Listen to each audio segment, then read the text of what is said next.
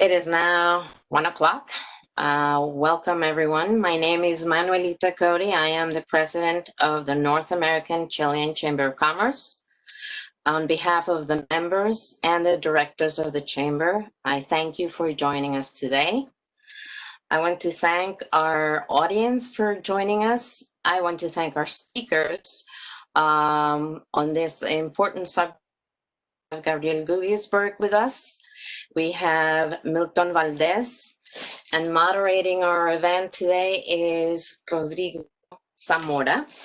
Today, we have a new webinar. We part of a series of a webinar from a North American Chilean Chamber of Commerce here in New York. Today, we are talking about the innovation in electromobility of the public transportation in Chile. Sounds great, yes? So let's go. First, I would like to thank the Chamber's director to trust in me. It's truly a pleasure to work with all of you. About me, only you need to know is I have 2 electrical personal transportation devices. Then my family and friends think I am a little crazy about that. But now, seriously, I have the mission to present something that will be the key in the quality of our life and the future of a life or children's and sons and grandsons. Before introducing our speakers, I would like to ask you a simple question. Are you thinking about an electric car or more in a business perspective? How many of you are thinking that switching to electromobility is a smart decision? If you don't have the easy answer, today we are going to talking and thinking about it. Maybe some of you think the electromobility comes from the future, but let me mention some facts. Trains, subways, trolley, cable cars are moved with electricity for more than 140 years. The first commercial car in the market is from the 70s. More than 60% of the cars in Norway, Europe, are electric. And China is the largest producer of these cars. So what is new? I have some ideas, in addition to ones we already know about the serious consequence of using fossil fuels. Political crisis and wars between the countries that produce oils, and ethical and financial scandals among the car manufacturers, among the others. It's many reasons about that. Now we have a great opportunity. Chile is the Latin American leader in electromobility. Maybe some of you are surprised about that, but I have some reason about.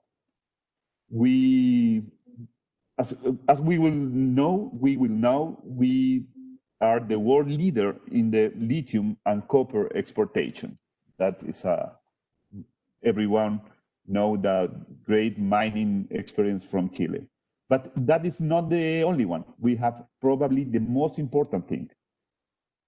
We have the expert professionals in fields like science, innovation, technology, financing, and working in the big companies like Codelco and startups. All of them are input key in the electromobility industry. If you don't believe me, and if you want to learn more about that, stay with us. My presentation. So first of all, hi everyone. This is a pleasure to be here again. Thank you to all the comprehensively produced and tremendous job there from New York City for Chile. So thank you very much for inviting us to discuss this extremely relevant topic in this emerging technologies new world that we are embedded. So with no more words, let me start this presentation. So the agenda for today looks like this. In my case, then Milton has another agenda. So we're gonna have an overview of the e-mobility system. We're gonna talk about the Chilean value proposition regarding this same topic. Then we're gonna move into the very successful case of public electrification. We're gonna move then into the industry incubator lab And finally, we're going to have some closing remarks regarding the local ecosystem as well as what's happening here in the region. Okay, so first and foremost, let me take one step back to let you know a super easy to digest overview of what it is e-mobility. And just want to start with this expression.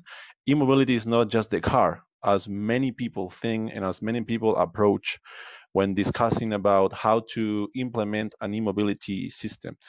And I just say it's a system. Therefore, it is composed by several elements that we need to take in consideration in every single step. So the most common elements that we need to be discussed, obviously, are the electric car, which could be residential, could be public transit, could be industrial, could be commercial. Thus, you have several different sizes. You have heavy vehicles, light vehicles, and other technologies. And you have the electric system, which is going to be an instrumental element to provide the electricity to these units, that mobilize people or materials. You have a grid intervention, and also you got grid services that allows this system to operate. You need to deploy slow or fast charging system. You need to deploy electric depots when you talk about public transit, or you need to deploy private charging system inside of companies, inside of working areas. So those are, in a very small perspective, the elements that the majority of the people see.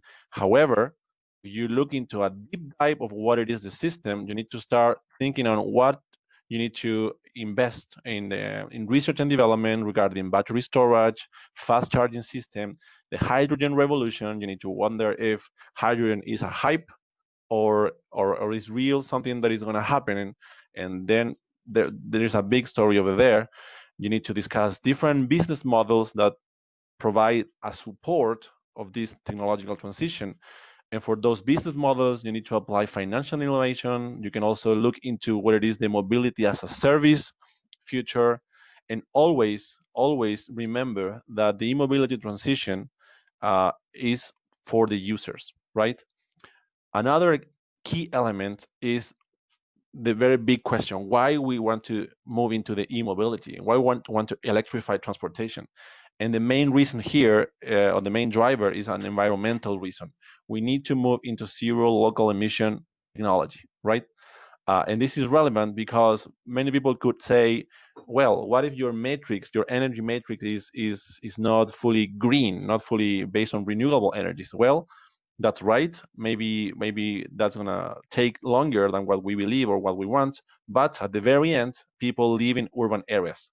And if we accelerate this technological transition at the urban areas, you will have cleaner environments through e-mobility. Then you can discuss different incentives models that each country can take different approaches. And an extremely final element is, last but not least, obviously, the data collection, right? E-mobility is basically a battery installed into a car. The key element is the battery. That's my point, which means that you need to control the operation of that battery. You need to provide information to companies that will operate electric fleet. You need to provide information to users, residential users that need to understand if the autonomy of the battery will allow them to go from point A to point B. You need to provide, you need to monitor the equipment to measure performance, because you can take actions easily, right? So that's a very short overview of what it is e-mobility. And my next slides just show what are the national goals of the country, because today's topic obviously is Chile and why we're doing that well, as Rodrigo mentioned.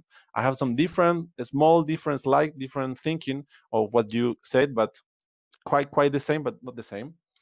And just briefly, these five guys or organizations are the public ecosystem. So I was here just getting a whole evolution of e-mobility. This is a material produced by the Ministry of Energy, which just show us how comprehensively have been developed the plan from 2017, started from piloting electric buses to now in 2020, reaching the a fleet larger than 800 buses. Okay, so five issues or five topics to highlight. The first one, that we have one of the large charging station infrastructure. We have an extremely robust electric bus system. We have information for stakeholders. Stakeholders, I mean companies, users, residentials, whatever. The whole spectrum of users are relevant in this transformation. And also we have commitment from private sector. Okay, so now where we are getting the lion's share is in the electric bus system, the public transit. This is why I want to state this question: where are we outperforming? And the long story short, if we look into this description, is that first and foremost, the country set high standards for emissions, and that very important step allow you to increase the quality of the technology, and then e-mobility start to be competitive in terms of prices. If you, to set another example, in Bolivia you have an Euro, probably Euro 4 or Euro 3, which means that the technology is extremely cheap, and on the contrary, and the bad results of that is that are very they emit a lot of greenhouse gases. On the contrary, in our country, we have set high levels, high standards, then e-mobility start to be competitive. Then in 2020, we reached a fleet of public transit that is close to 7,000 buses. And from 2017, we started to analyze how need to be conducted a fleet renewal tender to create opportunities for e-mobility and for making it scalable. Okay, we were, when I say we, it was the whole, a whole number of organizations, including distribution companies, research and development centers, Ministry of Transportation, Ministry of Energy, and other organizations. So nowadays, we can proudly say that in the country, we have 12 electric depots operating in Santiago. And that's relevant because of the amount of energy and the amount of coordination that you require in order to make it possible. I'm just a little bit nervous in case the electricity went down again, so let me check that we're fine, and we're fine. Okay, I was just double checking. So I just want to set a comparison for you to understand why I think having 12 electric depots is disruptive. Just for you to know, the building One World Trade Center has an energy consumption equivalent to 150 electric buses, and I mean on a daily basis. Thus, if we consider the 12 electric depots, it represents almost the construction and the operation of 4 One World Trade Centers in terms of energy demand from that standpoint. And why that's relevant? Because you need to build that in a matter of 1 year. We have deployed that amount of infrastructure, which means that you need to correlate that with the grid service, to correlate that with electricity planning services, with governments, with investors, with a lot of organizations. So now let's take a deep dive into the system that allows, the financial system that allows this electrification of public transport possible. And here's the deal. So how does it work? I could say that this scheme that you can see on the left side of the screen represent a public-private partnership plus a special purpose vehicle. So let's take again one step back. When you look into a public transport system, you can see that the operator of buses do the whole operation, which means they buy the buses, they provide the service, they have drivers, then they come back to the depots, the buses sleep there, and next day go again and again. So now, when you incorporate e-mobility, a new system needs to be competitive. What does it mean? This statement, I think it's extremely clear. The model of e-mobility for public transit splits the ownership and operation of assets in several elements. So you still have bus operators, which are the guys that drive and also maintain the buses, but you have a new player. You have a fleet provider, which need to be connected with a financial institution, and both need to be connected with an OEM, an original equipment manufacturer, which are the companies that build these buses in China, in the US, in Europe, in those places. So the structure that makes this possible because you at the very end, you have a bus operator which has no idea about how to charge an electric bus, which has no idea about how to conduct maintenance to an electric charging station, and several other new actions, right? So in the Chilean case, what I think was extremely clever was that the financial institution that provide the capital for the buses and the electric depot was an energy savvy, an energy guy that has a lot of experience in implementing projects, managing maintenance, all about energy. So in this case, in Chile, this project in one of the first 100 of buses was considering Enel as one of the key players, and in the next tendering process was considered NG. Those players, which are global energy players, were the guys that set the elements to make this happen. I think, obviously, with an extremely high commitment of the government, because government put the guarantees that in every situation which this project would fail, they will cover the expenses. So you have a fleet provider that is not the bus operator. You have a financial institution, but in this case, you have the same guy providing the capital, but also operating the electric depots. So at the very end, when you get all the money you need for investing in buses and also in the infrastructure, you have one electric depot operated not by the bus operator, but rather the same guy that provided the capital. You have a bus operator which operates and maintains the buses. You have a government that provided direct payment about the operation of the system, and then you get this special purpose vehicle that makes everything to happen. Okay, this was a big disruption, and why this happened in Santiago probably is because the public transport system in the city is quite regular, have very strict rules, you have very few players, and you have the ambition to make the fleet green. So in the short run, there is a fleet provider tendering process that will close at the end of 2021, which will set a new introduction of 200 buses, which equivalent to an investment of in between 350 and 500 million US dollars. This is interesting because a lot of momentum, a lot of traction has been created due to this innovative financial model. Simple, but you don't have many financial institutions that will put the money here without knowing about energy, about mobility, and about infrastructure. And I think that's the key element of this system. Okay, that's one story. The final story, waking up the industry, the e-mobility incubator. I think is an interesting project. This is an illustrative scheme that provides information about what we do.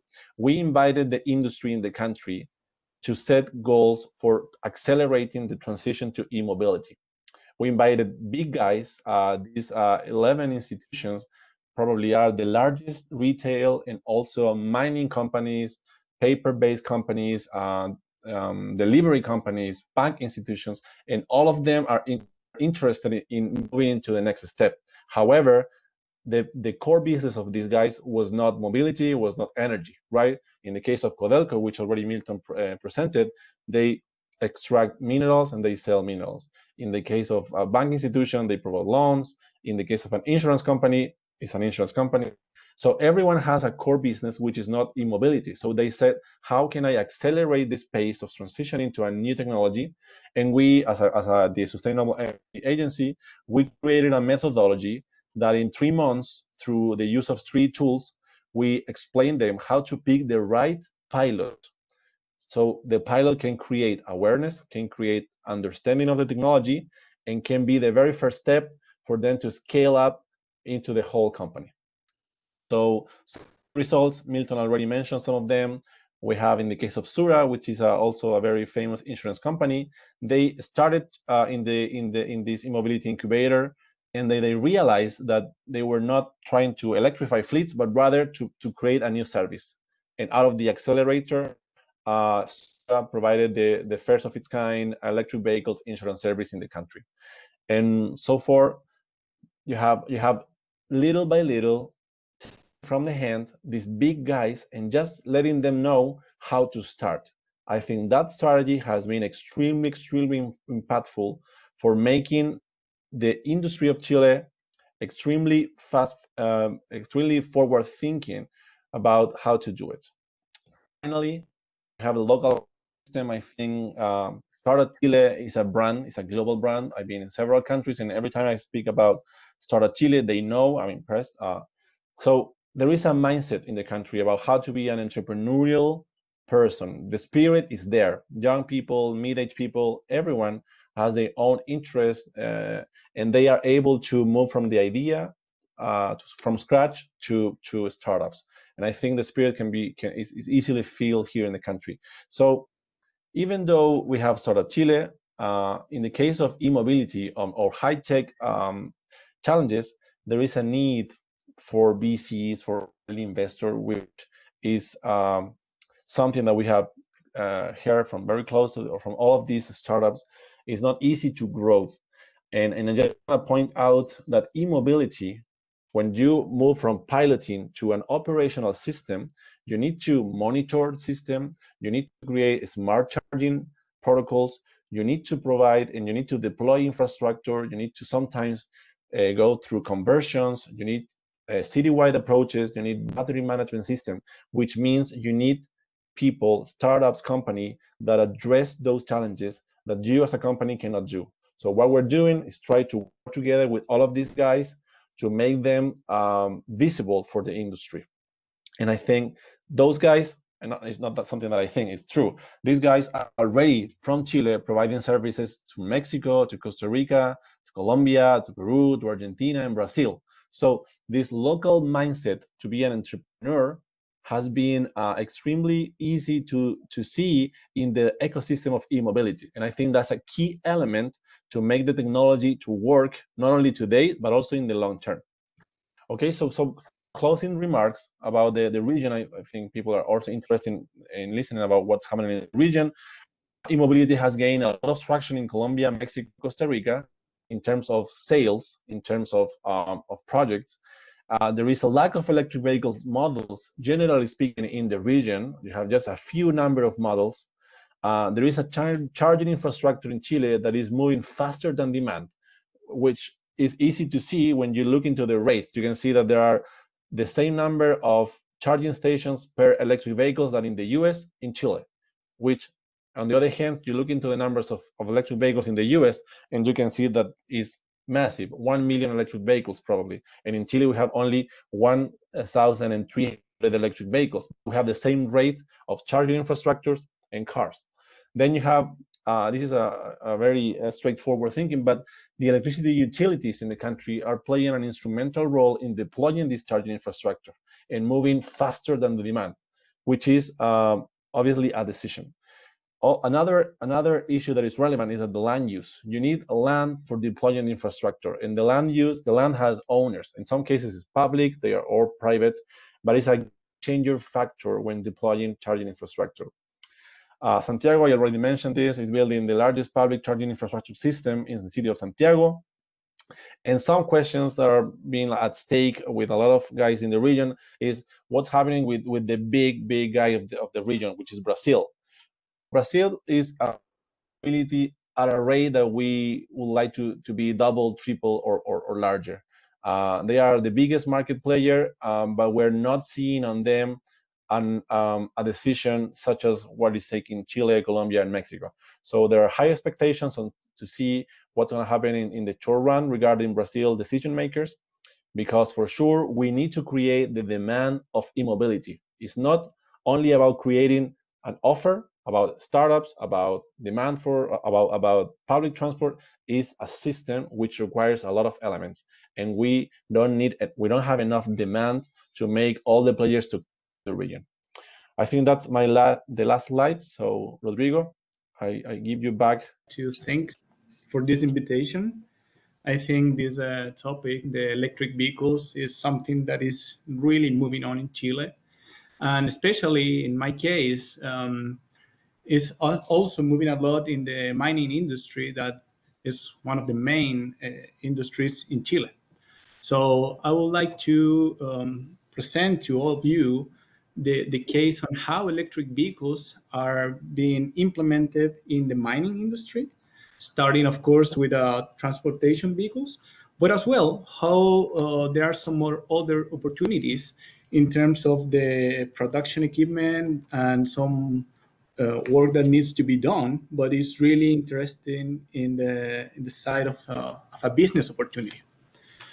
So I would like to start with actually was the point that Gabriel just finished with, the commitments that and especially Chile is taking related to the reduction of emissions, starting in 2015 with the Paris Agreement.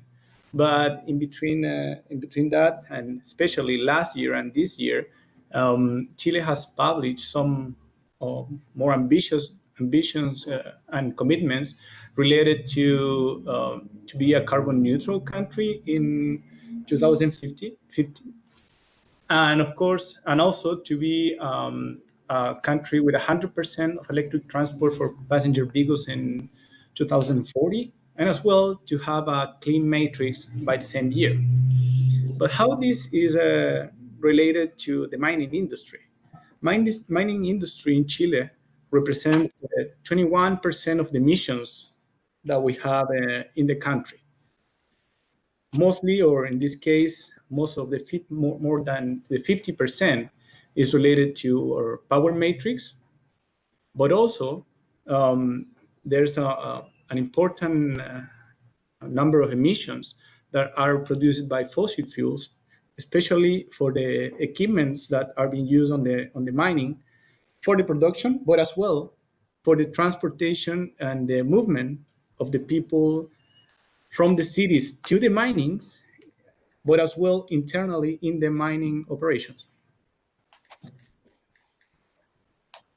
If we try to understand how the mining industry is being in Chile, and especially how Codelco is related to this, Codelco represents roughly 30% of the copper production in Chile and 10% of the copper production on the world.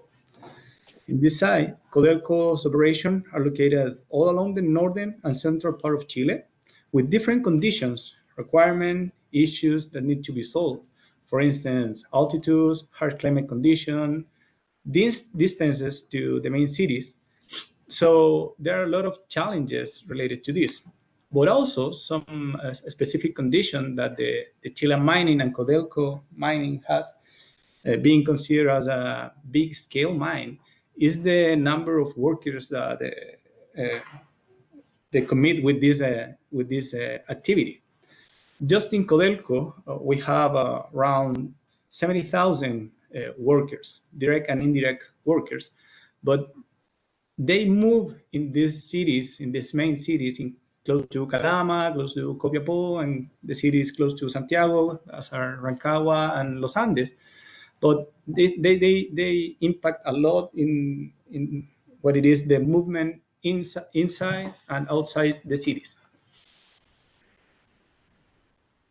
So same as Gabriel, in the mining industry, as he mentioned, the electromobility or this topic needs to be considered as a system. It's not just something related to buy a mobile equipment, a bus or a pickup truck or a big production truck. It needs to be considered from the generation of energy, the battery storage, and of course, there are some opportunities as well related to Chilean conditions, especially for the production of clean energy at a low cost. And as well, there's an interesting opportunity also in terms of hydrogen production and distribution as well. But connecting this to the mine sites or to the mining industry, we have different realities on what we see here in Chile.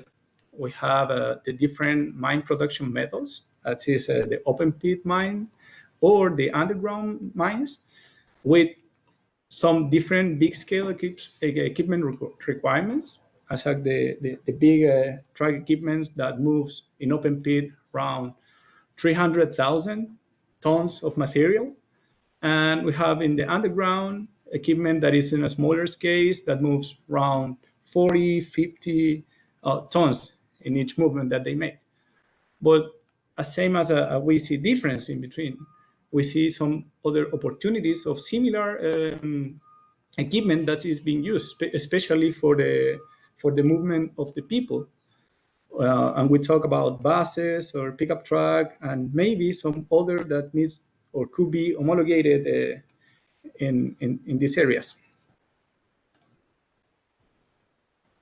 So having said that, and considering the technology availability of equipment, the mining industry, especially in Chile, is betting on try and see how is the behave of this passenger equipment in the mining conditions.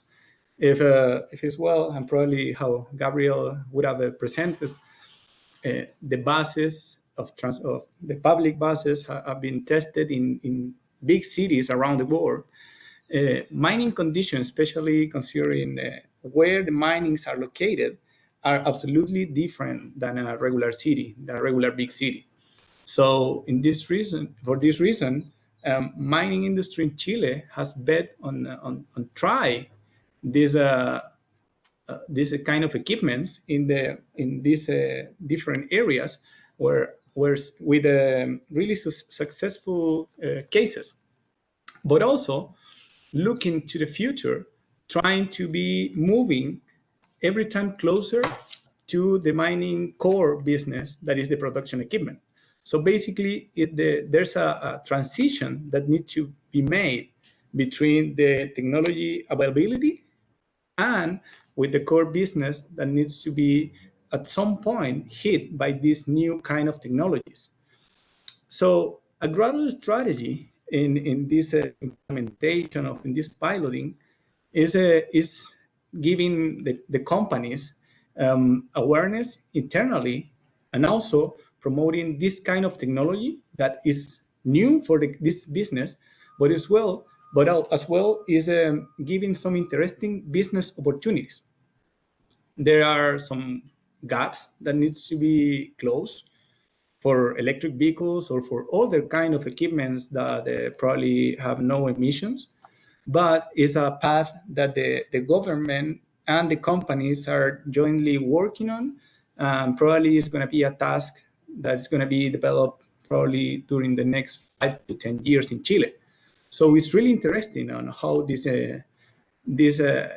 strategy or this transition is being covered, not for one company, but many in different areas of the country. So when we see how to get the quick wins related to this transformation, because basically you need to understand how this technology works, you need to show the people, and especially the laborers, the unions, workers in general, that this transition or this technology change can be profitable for everybody and can get businesses or benefits, not just for the company, but also to the community, to the safety. You need to do a gradual transition, as I mentioned previously. So what some companies have tried, especially Codelco, we started with a piloting and scale-up strategy, validating and rebuilding in some cases the business models related to each transportation fleet. In the case of cars and SUV, that can be a vehicle really similar to the pickup trucks. We tested 6 vehicles in the northern area of Chile with some interesting results related to in which routes or at what kilometers per month these vehicles could be replaced, considering the availability of the technology right now. But also, if we include the size of the equipment that we use just for own workers, the size of the opportunity is being really interesting. In the case of buses, we also try 2 different buses in different regions of Chile. This is a transportation service where also the business opportunities was available, and also this expertise or these results were incorporated in the bidding processes. But also, and not least, we have some special segments of equipment that is not available on the market. So the interesting point is how the companies, in this case mining, can connect with opportunities, with universities, with startups that can join in this bet for new technologies and try some specific areas of equipment that are not commercially available, but also represent a business opportunity, not just to electric vehicles, but also to circular economy and other trends that are being placed on the market. So basically, in this case, the important thing is that this transition to electric vehicles, if well, is a business opportunity, there's also a condition that needs to be taken, considering that the capex of these equipments is roughly 40 to 50% higher than a regular diesel vehicle. So it's really interesting how the creation of new business models allow to habilitate the incorporation of this technology when we try to scale up the incorporation in bidding processes and in a big scale.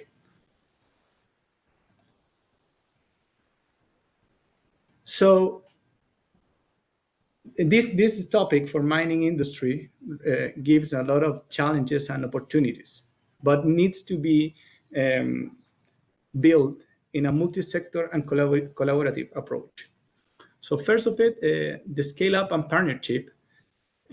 We have learned that it needs to be developed starting on a pilot experience, considering this is a transformation and you need to connect different areas internally or externally, but also sometimes, and maybe this is the interesting point, even for a pilot, you can rebuild the business model and to make a new association or bring new actors to the local market that wants to join into this transformation that needs to look for a new business model.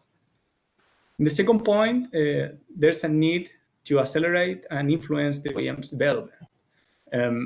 If the companies doesn't show their interest or the availability to try to go in this direction to implement this kind of equipments, the market is not going to move.